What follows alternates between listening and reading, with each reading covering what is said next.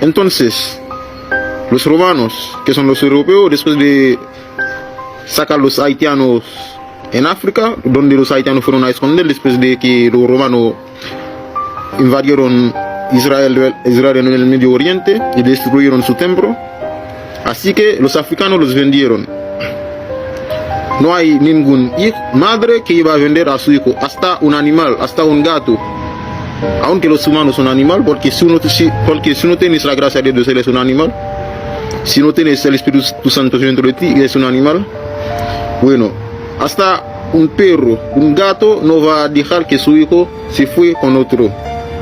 Entonces los africanos, después de vender a los haitianos, los europeos, que eran los romanos, vinieron con los haitianos en barco. Eso es profecía cumplida, porque Dios dijo que sus hijos van a pasar 400